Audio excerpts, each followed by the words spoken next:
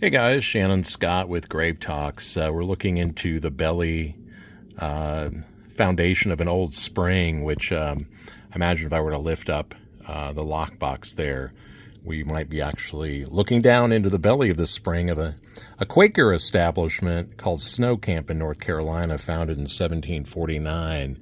And of course, the Quakers, with their meeting houses, slash meditation houses.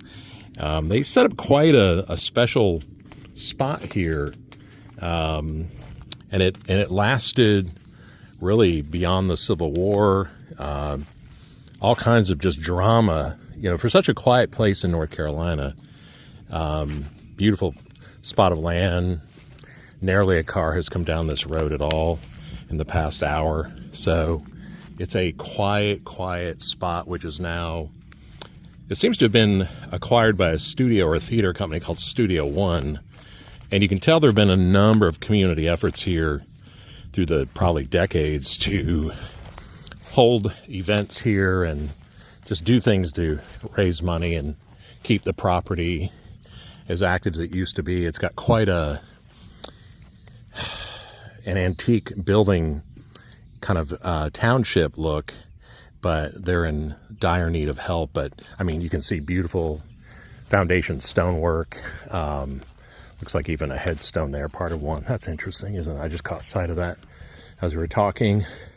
For somebody there, not legible, but not surprising either. But you can kind of look up the road there and see an early 20th century remake on a Quaker meeting house. And when you look at some of the architecture too of the structures, it's somewhere between a church, a Masonic temple, and a meeting house.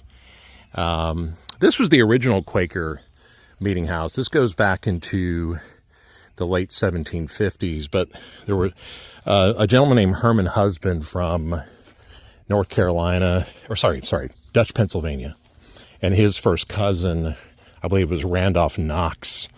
And they came down here and established this because of the spring and peaceful little place. And we see Cane Creek Friends meeting, serving the Lord and community since 1751. Well, time to put out the coffer plates a little more. Get these buildings back up where they need to be. But, not everybody's priority. But really just an interesting spot for those that are, like me, into the history of the Revolutionary War. We think about the Battle of Amance in North Carolina in 1771, which was like a forerunner of the, kind of precursor to many of the Revolutionary War battles. You have the whole Currency Act. And before maybe there were really Minutemen, and I could be wrong on this, but there was a group called the Regulators. And the Regulators, much to their name, they wanted transparent government. And really the imperialistic royal governor of North Carolina, Tryon, if you ever get to New Bern, North Carolina, which is a cool little town on the water, you can go to the incredible Williamsburg-esque Tryon Palace there, which is fascinating to me that American women got together to rebuild that palace when really there's so much like tragedy and British dominance story behind it. But anyway, the meeting house is plural, and this is a rebuild on one. Notice the diamond shape up there as well, which gives me Masonic vibes. But this is where the Regulators gathered, like the Minutemen would. These were the patriots that really wanted no overlords. They wanted transparent government. And eventually Tryon loaded up with 1,000 British soldiers and came down this way. And I think of just really the dozen or less of fatalities that he experienced. There were 300 regulators killed and captured, and there was a dozen tried, and in speedy trials, and 6 were hung and 6 were I guess released and all this stuff. But Herman husband, apparently at the Battle of Alamance, he vacated because of his Quaker beliefs, and that's a part of the heritage of the property. It's kind of like being stewards of peace and showing humanity how to, let's say, push back against tyranny without bloodshed of one's brethren. But let's face it, at times an impossible ask, but isn't that just beautiful? Dare we call that a holy light shining over Camp Snow? And there's some debate on why Camp Snow is Camp Snow. Some say that when I think the Quakers settled here, they called it Camp Snow, but others say that when Cornwallis, after the courthouse battle in North Carolina, he set up shop here for a time with his militia, and it was snowing, and so it became Camp Snow. And there's also later, during the Civil War, kind of an abolitionist story of Methodist ministers here who endured a lot, pushing back against slavery. And this became a part of the Underground Railroad, and that kind of, ethos. So it just really stayed, interestingly, kind of a bastionhood of peace and people that wanted peace and just really brotherhood. But the Quakers famously on this location, taught runaway slaves the gospel and how to read and write and, all kinds of things as they ushered them down the railways, which, again, the Quakers and the Oddfellows, Fraternal Order, they had a lot to do with kind of what we call the tracks of that railroad and how it was managed. But I'll take you all down here to the Studio One amphitheater, and it really reminds me of a lot of these kind of woodland amphitheaters, but just a really special place. They're trying to do their best. Reminds me of kind of some real raw theater, and just doing all they can to offer entertainment. And I was just saying that it would be great if like some Renaissance fairs reached out to the organization, maybe attempted to set up a Renaissance fair here or something on the property. Might be very beneficial in terms of fundraising. But I don't know a lot about Studio One that manages the property or anything, but kudos to them for trying to do something really productive and artistic with it. But yeah, just a really quietest place here in the foothills of North Carolina, snow camp, and a menagerie of just beautiful, log cabin style buildings from the 18th and 19th century. It survived into the early part of the 20th with a grist mill. So they were doing all that here, and that's partly why a number of these buildings still stand.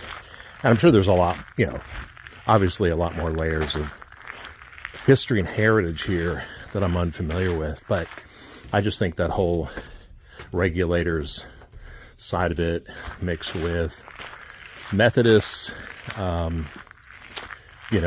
were abolitionists taking a stand for anti-slavery views and laws. You have the earlier freedom fighters, and the Quaker idea of that. So it really is kind of a sacred spot in the world. There's a lot of sacred story stuff to be understood here. And obviously I'm just kind of stopping as a day traveler, as a stranger. There is one grave site, so true to the to the Grave Talks arc. there's exactly one grave site among some, I think, some oak trees that were planted by, well, obviously one of the owners of the land at one time. And again, don't know the depths of that. How about that? Peace, isn't that wonderful? Little fire pit here. Beautiful, beautiful flowers. But the one grave, which there's, I suppose there's a wife buried here too. So there's Betty, and then there's W.F. Vestal, Williamson Fowler, or William Fowler, but he was born in 1831. He worked as a carpenter. They had 3 children: Rebecca, Paul, Cameron, and Joseph. Let's see, he was a millwright, and Betty had 2 more children, D.C. Louise and Ada. He was, William was the tax assessor for a neighboring county. They were always here at the Cane Creek monthly meeting, which is basically the creek we're talking about. And Betty died in 1895. William Vestal died in 1912 at the age of 81 after suffering a stroke. But he requested to be buried on the site among the pines that he had so lovingly planted in the area. So yeah, that kind of cool. And the idea of a theatrical place like this with thespians, that there is a grave site. But just innumerable buildings. I mean, a dozen or more, 18th and 19th century structures here. But really special to have that Quaker meeting house. And that kind of gives you a sense of the buildings, how they sit on that slope of the road, which is just as picturesque as it gets. So I say phooey to modern architecture and things out of scale with the human form. These are much more in touch with the divine in us and the world around us. And this is the Sword of Peace office. And for those Quaker educated out there, you'll know that the Sword of Peace is a famous play about Quakers and their sort of guidance through the decades of being peaceful servants of God, but also knowing to cross. You think about, General Washington's second in command buried there in Savannah, Nathaniel Greene. He was a Quaker, or raised a Quaker, but definitely went to the battlefield, like many did. Well, guys, just a peek here at Snow Camp in North Carolina, and just a neat little, if you're looking for a quiet spot to veer off the road and just take in some interesting heritage and vibration and all that, well, it's a good stop for that. So come check it out, and I wish the Studio One people and their theater well, and look forward to learning more about them. I just want to say thank you for letting them, or letting me rather, wander around on their grounds while they were away. I try to leave a small footprint, but inspire people to show up and support what you guys do. So can't wait to learn more about you. Nonetheless, guys, hope you're having a good Memorial Day weekend. And this is just Shannon Scott signing off here at the well in Snow Camp. And just take good care of yourselves. Look forward to storing you again soon.